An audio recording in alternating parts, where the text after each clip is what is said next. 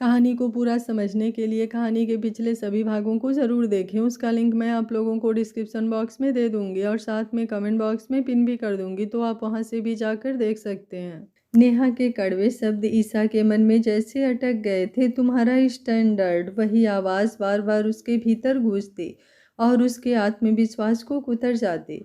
उसने खुद से सवाल किया, क्या सच में मैं इनके लायक हूँ? वो इतना स्मार्ट, सफल, हर जगह अलग नज़र आने वाला, और मैं बस एक साधारण सी लड़की।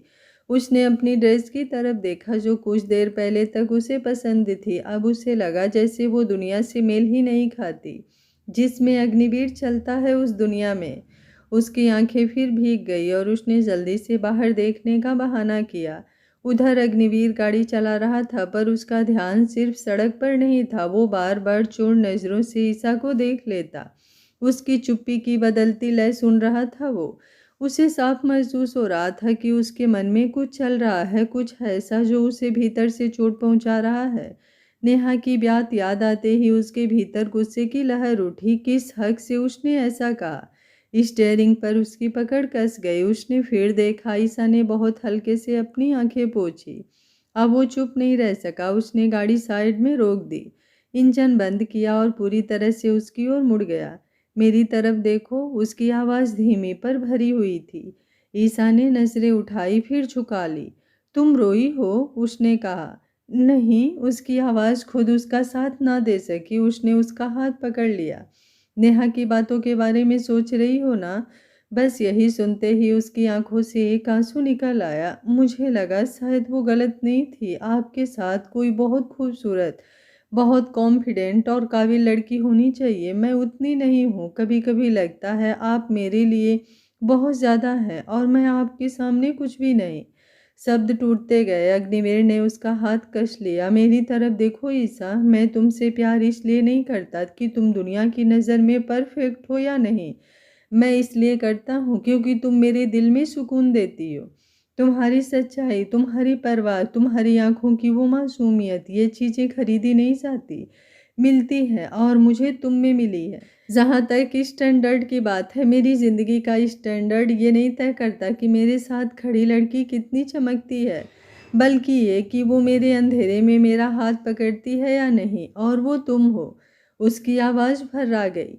अगर आज तुम्हें खुद को कम लगा तो ये मेरी कमी है कि मैं तुम्हें इतना यकीन नहीं दिला पाया कि तुम मेरे लिए पूरी दुनिया से बढ़कर हो। उसने ईसा के आंसू अपने अंगूठे से पोंछे। मैंने तुम्हें चुना है, किसी मजबूरी में नहीं, दिल से, समझकर। और अगर पूरी दुनिया भी कह दे कि तुम मेरे लायक नहीं, तभी मेरे लिए सिर्फ तुम ही सही हो। और अग्निवीर अग्निहोत्री की बीबी को किसी स्टैंडर्ड की ज़रूरत नहीं है। अग्निवीर का नाम ही काफ़ी है। इंडिया के नंबर 1 बिजनेसमैन के दिल पर तुम राज करती हो, इतना क्या काफ़ी नहीं है? ईसा की सांसें कांपी, आंखों में दर्द की जगह हल्की गर्माहट उतरने लगी। उसने धीमे से उसका हाथ थाम लिया। गाड़ी फिर चल पड़ी, पर अब खामोशी बोझ नहीं थी, उसमें भरोसे की धीमी धड़कन शामिल थी। शहर की भीड़ के बीच चलती उस गाड़ी में सिर्फ दो लोग नहीं थे, एक रिश्ता था जो किसी बाहरी आवाज़ से बड़ा, किसी तुलना से गहरा और किसी भी शख्स से ज़्यादा सच्चा था। 6 महीने कब बीत गए उन्हें खुद भी ठीक से एहसास नहीं हुआ। समय जैसे उनके घर की दीवारों में बस गया था। सुबह की हल्की धूप, रसोई से उड़ती कॉफ़ी की खुशबू, सीढ़ियों से उतरते कदमों की आहट, और उन दो धड़कनों के बीच का वो अनकहा रिश्ता जो अब शब्दों का मोहताज नहीं रहा था। अग्निवीर और ईसा के बीच अब बातें कम और समझ ज़्यादा होने लगी थी, जैसे दोनों के दिलों के बीच कोई अदृश्य धागा बंध गया हो जिसे खींचने की ज़रूरत ही नहीं पड़ती। बस हल्की सी हलचल से ही दूसरा समझ जाता। कई शामें ऐसी होती जब अग्निवीर ऑफिस से लौटते वक्त ही थकान से भरा होता, चेहरे पर दिन भर की मीटिंग्स का बोझ, आंखों में स्क्रीन की चमक और दिमाग में अनगिनत फैसलों की गूंज। पर घर का दरवाज़ा खुलते ही उसे सबसे पहले जो चीज़ मिलती वो था सुकून।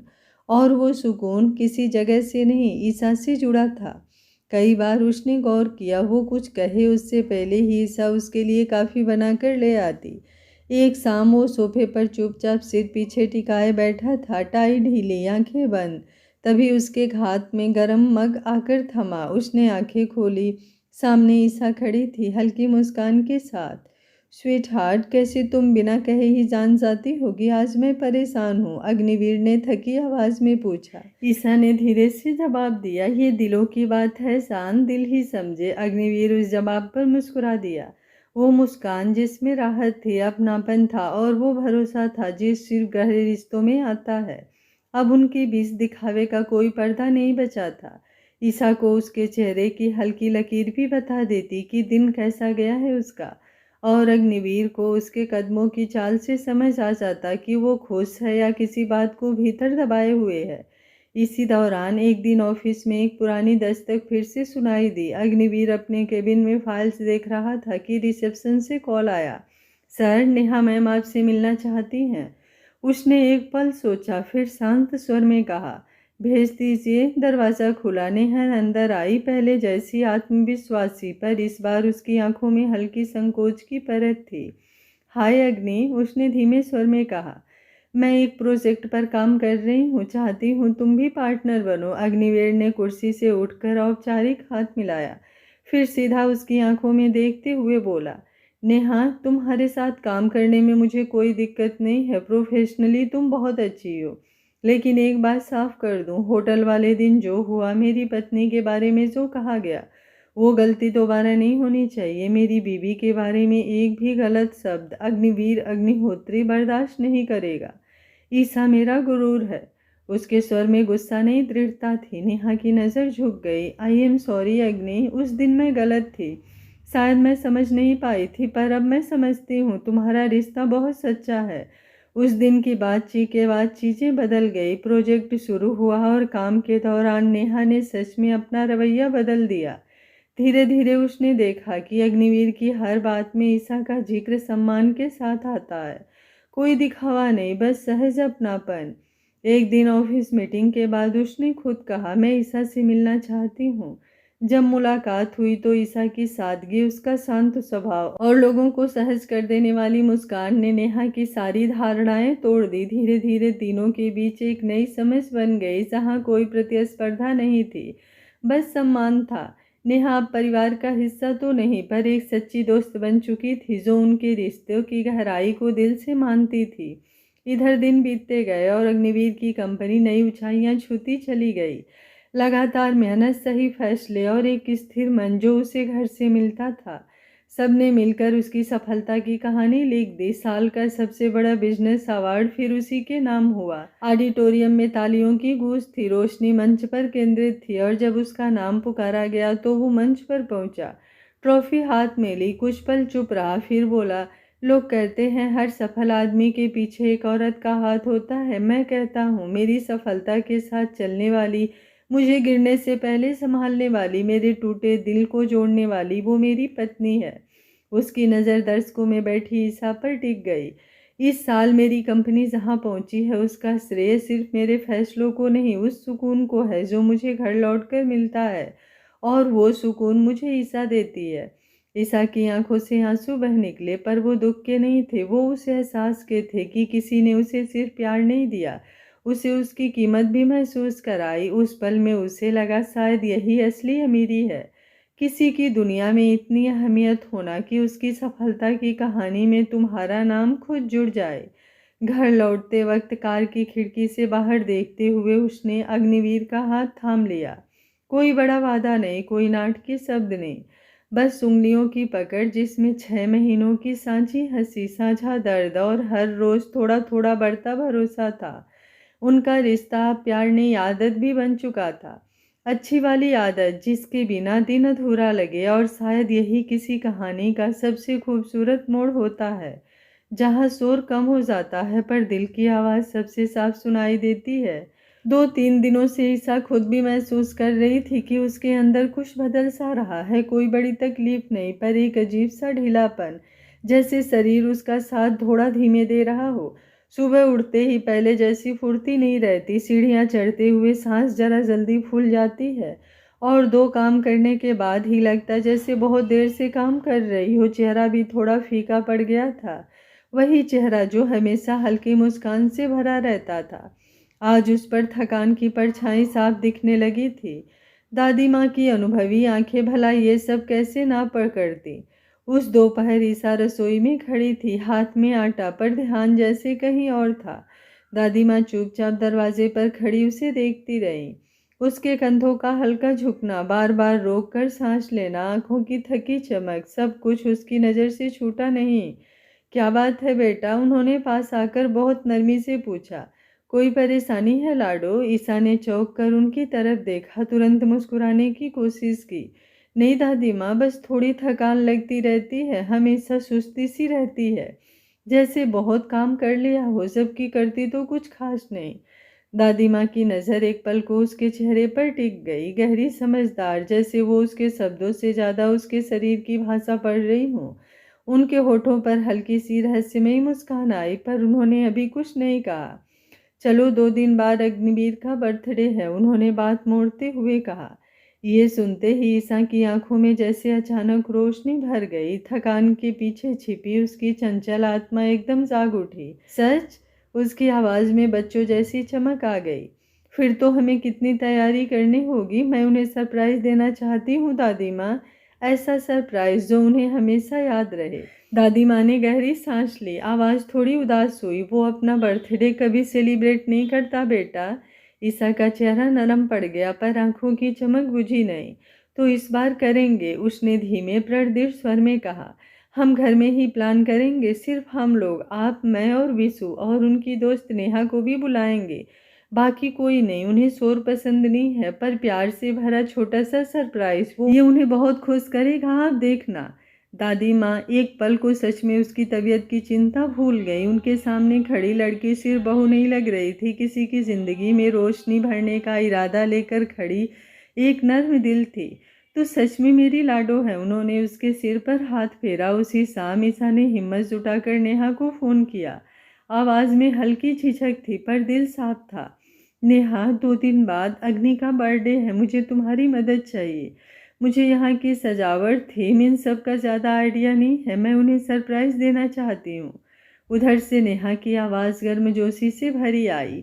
बस इतनी सी बात, तुम चिंता मत करो, सब मैं मैनेज कर दूँगी, डेकोरेशन, केक, लाइट, सब। तुम बस अच्छे से तैयार होना कि तुम्हारे अग्नि की नज़र तुम पर से हटे ही नहीं। नेहा की इस छेड़खानी पर ईसा का चेहरा सच में लाल हो गया। नेहा, उसने शर्माते हुए धीरे से कहा, और उधर से हंसी सुनाई दी। दो औरतों के बीच की वो सहज साफ दोस्ती वाली हंसी। अगले दिन सुबह ईसा और दादी माँ स्टोर रूम में थी। पुराने एल्बम्स, फ्रेम, यादों के बक्से निकाले जा रहे थे। ये देखो, दादी माँ ने एक फ्रेम उठाया। अग्निवीर के माता पिता की तस्वीर, इनको भी साथ रखना। ईसा ने बहुत आदर से तस्वीर ली। उनका आशीर्वाद भी तो इस दिन होना चाहिए। उसकी आवाज़ में इतनी सच्चाई थी कि दादी माँ की आंखें फिर भर आई। उधर नेहा भी आ चुकी थी। तीनों महिलाएं लिविंग रूम में बैठकर प्लान बना रही थी, किस कोनों में फोटो वॉल बनेगी, कहाँ हल्की गोल्डन फेयरी लाइट्स होगी, केक का फ्लेवर क्या होगा, और कैसे अग्निवीर को शाम तक घर से बाहर रोका जाएगा। विशु भी बीच में उछलता कूदता अपनी राय दे रहा था। दी, सुपर हीरो को बैलून पसंद है और बड़ा वाला केक होना चाहिए, चॉकलेट। उसकी बात पर सब हंस पड़े। ईसा उसे देखकर मुस्कुराई, पर उसी मुस्कान के पीछे कहीं हल्की थकान की रेखा अब भी थी, जिसे सिर्फ दादी माँ की नज़रें पकड़ पा रही थी। पर उस पल घर में जो चल रहा था वो थकान से बड़ा था। वो था प्यार से भरा एक सरप्राइज, एक ऐसा दिन बनाने की तैयारी जो किसी के दिल की खाली जगहों में नई रोशनी भर दे। घर के हर कोने में हलचल थी, पर उस हलचल में शोर नहीं, अपनापन था। ईसा के हाथ भले धीमे चल रहे थे, पर उसका दिल तेज धड़क रहा था। उस साहस से इंतजार थे, और उस खुशी से जो किसी अपने को खुश करने की चाह से पैदा होती है। दादी माँ दूर खड़ी उसे देखती रही। उनकी आंखों में दुआ थी, समझ थी, और एक गहरी चुप खुशी, जैसे वो आने वाले किसी और सुखद बदलाव की आहट पहले ही सुन चुकी हो। सुबह की हल्की धूप खिड़कियों से छन कर अंदर आ रही थी। घर में असामान्य सी शांति थी, जैसे दीवारें भी किसी राज को छुपाए बैठी हों। ऊपर कमरे में अलार्म बजते ही अग्निवीर की आंखें खुली। वो कुछ पल छत को देखता रहा। उसे अपना बर्थडे कभी खास नहीं लगता था, ना उसने कभी उसका इंतज़ार किया, ना कोई प्लान बनाया। पर एक आदत थी, एक नर्म सी आदत जो सालों से उसके साथ थी। दादी माँ की आवाज़, उनका माथे पर झुक कर चूमना और कहना, खुश रहो मेरे बच्चे। वो हल्की मुस्कान के साथ उठा, नहाकर तैयार हुआ, बाल तौलिए से सुखाते हुए आईने में खुद को देखा। चेहरा वही था, पर आंखों में एक शांत परछाई थी जो हर साल इस दिन थोड़ी गहरी हो जाती थी। नीचे डाइनिंग टेबल पर दादी माँ पहले से बैठी थी। चाय की भाप उठ रही थी। ईसा रसोई से ट्रे लेकर आई, हल्की सी थकी पर मुस्कुराने की कोशिश करती हुई। अग्निवीर कुर्सी पर बैठा। गुड मॉर्निंग दादी माँ। गुड मॉर्निंग, दोनों ने सामान्य ढंग से जवाब दिया। कोई हैप्पी बर्थडे विश नहीं, कोई माथे पर चुम्बन नहीं। एक पल को उसे लगा शायद अभी कहेंगे, पर मिनट बीत गए। प्लेट उसके सामने सरकाई गई। उसकी फेवरेट पसंद का नाश्ता था, पर शब्द वही रोज वाले। उसके हाथ धीमे हो गए। उसने मुस्कुराते हुए कोशिश की, पर अंदर हल्की सी खाली जगह महसूस हुई। शायद भूल गई, उसके मन ने कहा। फिर एक और विचार आया, जब दादी माँ को याद नहीं रहा तो ईसा को कहाँ से याद होगा। वो खुद को डांट भी रहा था, उसे इस दिन से उम्मीद नहीं रखनी चाहिए, पर दिल तर्क कहाँ मानता है। उसने चुपचाप नाश्ता खत्म किया, कुर्सी से उठकर दादी माँ के पास आया, झुककर उनके माथे को चूमा। मैं चलता हूँ। आवाज़ सामान्य थी, पर उसमें वो गर्माहट नहीं थी जो रोज होती थी। दादी माँ ने उसके सिर पर हाथ फेरा, पर जानबूझकर कुछ नहीं कहा। वो दरवाजे से बाहर निकला। कार स्टार्ट हुई, गेट बंद हुआ। जैसे ही गाड़ी नज़र से ओझल हुई, दादी माँ के चेहरे पर शरारती भरी हुई मुस्कान फैल गई। देखा मेरी लाडो, उन्होंने ईसा की तरफ देखते हुए कहा। आज मेरा बच्चा थोड़ा उदास था। हर साल उसके माथे को चूमकर बर्थडे विश करती हूँ मैं। इस साल नहीं किया तो मन में लग गई उसे। ईसा की आंखें भर आई, पर होठ मुस्कुरा उठे। शाम को जब सरप्राइज मिलेगा ना दादी माँ, सारी उदासी उड़ जाएगी। तभी दरवाजे की घंटी बजी। नेहा थी। समय बिल्कुल वही था जो प्लान किया गया था। वो अंदर आते ही फुसफुसाई, मिशन बर्थडे शुरू। तीनों की आंखों में एक जैसी चमक थी। नेहा ने तुरंत फोन निकाला। डेकोरेट, केक, लाइटिंग, सबको कॉल किए गए। थोड़ी ही देर में घर में हलचल शुरू हो गई। सीढ़ियों पर golden fairy lights, living room में फोटो वॉल, बीच में टेबल जहां केक रखा जाना था। अग्निवीर के माता पिता की तस्वीरें बहुत सलीके से सजाई जा रही थी। ईसा सब देख रही थी, निर्देश दे रही थी, पर उसके कदम आज भारी थे। वो एक कुर्सी पकड़कर खड़ी हुई। अचानक आंखों के सामने अंधेरा सा छाया। कानों में आवाज़ें दूर जाती हुई लगी। ईसा, नेहा की आवाज़ आई, पर ईसा ने जवाब देने की कोशिश की थी कि उसका संतुलन बिगड़ा और वो नीचे गिर पड़ी। दीदी, विश्व चिल्लाया। ईसा, नेहा झुक गई। लाडो, दादी माँ की भी आवाज़ कांप गई। घर की सारी हलचल थम गई। दादी माँ ने तुरंत फैमिली डॉक्टर को फ़ोन किया। कुछ ही मिनटों में डॉक्टर आ गए। उन्होंने ईसा की नब्ज देखी, ब्लड प्रेशर चेक किया, कुछ सवाल पूछे। ईसा अब होश में थी, पर कमज़ोर। कमरे में सन्नाटा था। फिर डॉक्टर के चेहरे पर मुस्कान आई। उन्होंने दादी माँ की तरफ देखा। बधाई हो, खुशखबरी है, आपकी बहू प्रेग्नेंट है। एक पल के लिए समय सच में रुक गया। दादी माँ की आंखों से आंसू छलक पड़े खुशी के। उनके होठ कांपे। फिर मुस्कान फैल गई जो रुक ही नहीं रही थी। मेरी अग्नि के बर्थडे के दिन वो बुदबुदाई। भगवान ने कितना प्यारा तोहफा दिया है। वो सीधे मंदिर की ओर गई, दिया जलाया, हाथ जोड़कर धन्यवाद किया। उधर नेहा ईसा के पास बैठी थी, उसकी हथेली थामे। आज तो तुम्हारे अग्नि को ऐसा गिफ्ट मिलने वाला है जो वो जिंदगी भर नहीं भूलेगा। ईसा की आंखें नम थी, पर उनमें डर नहीं, सिर्फ विस्मय था, जैसे वो खुद भी यकीन कर रही हो।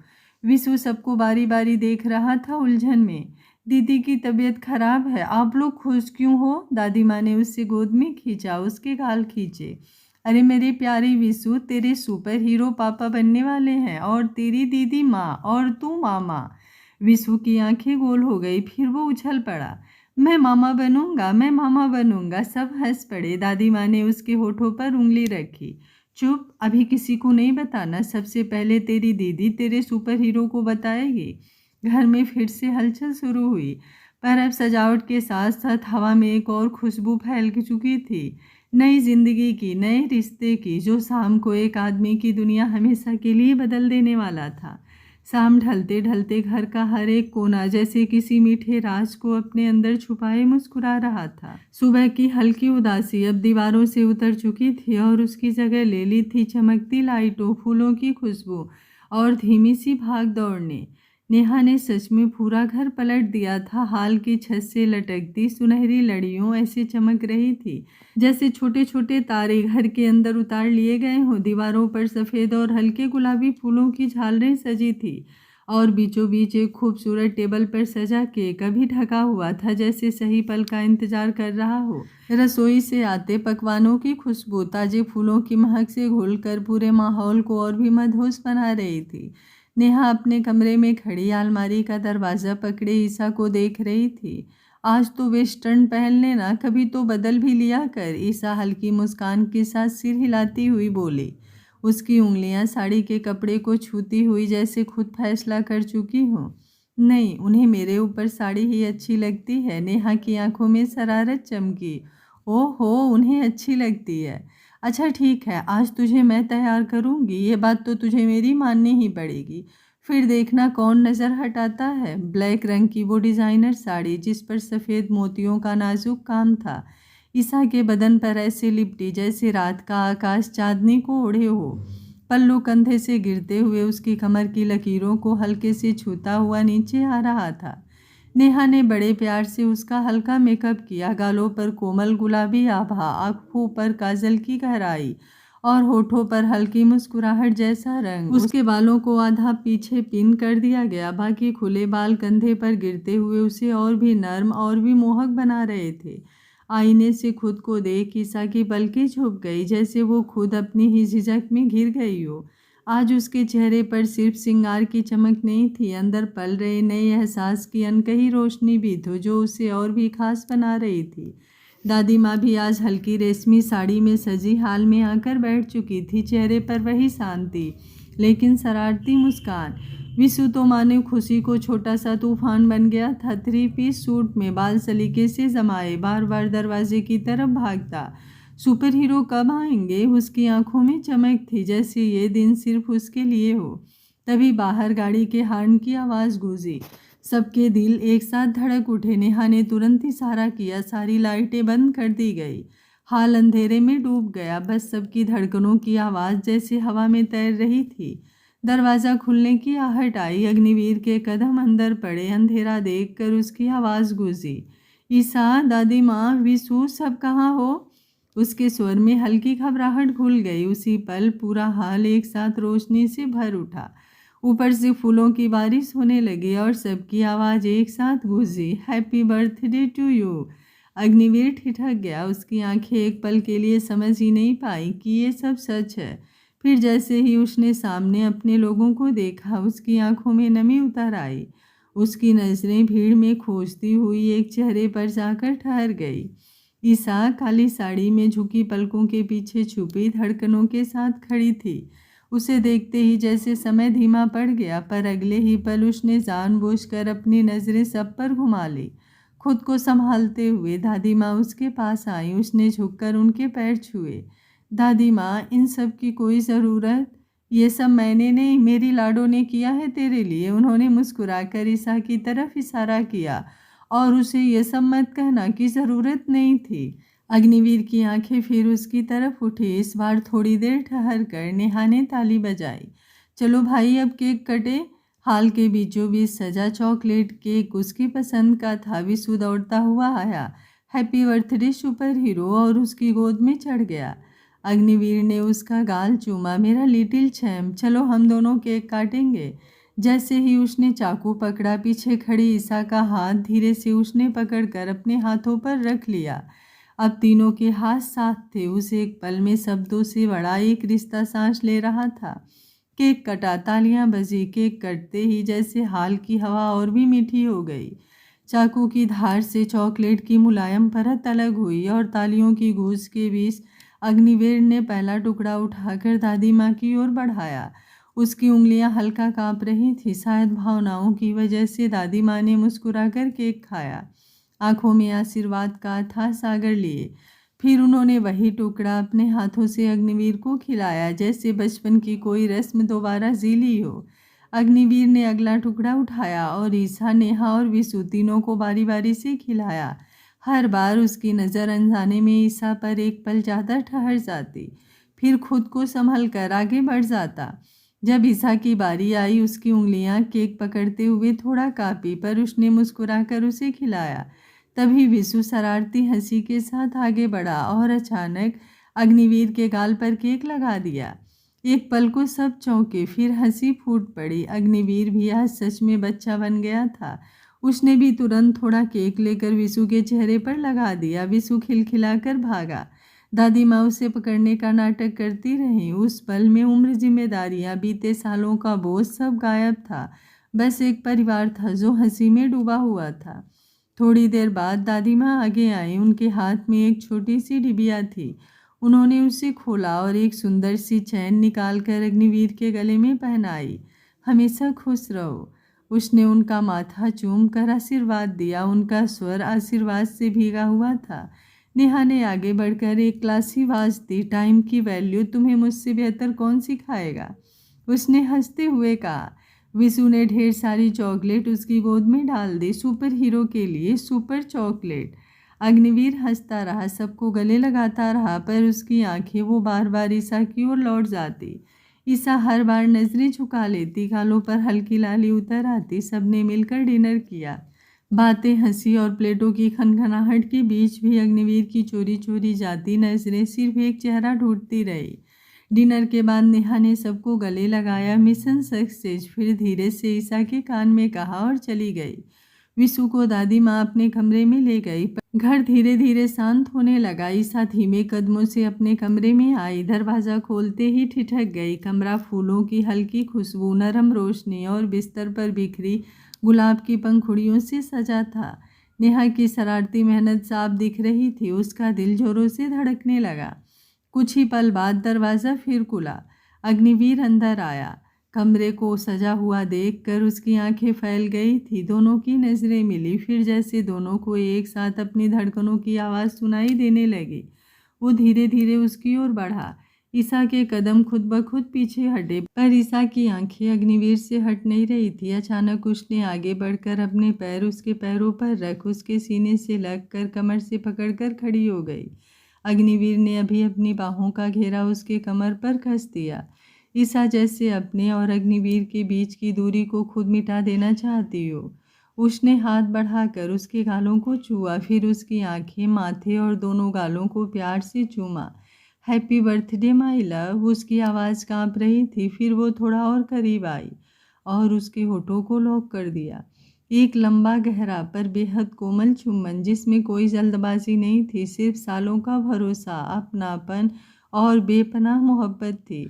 अग्निवीर ने उसे अपनी बाहों में भर लिया, जैसे दुनिया की सबसे कीमती चीज़ को संभाल रहा हो।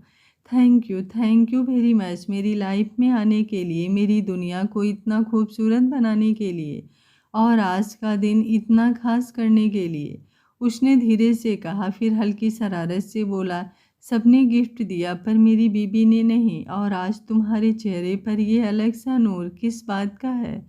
ईसा शर्मा गई, उसकी पलकें झुक गई। उसने धीरे से उसके हाथ पकड़े और अपने पेट पर रख दिया।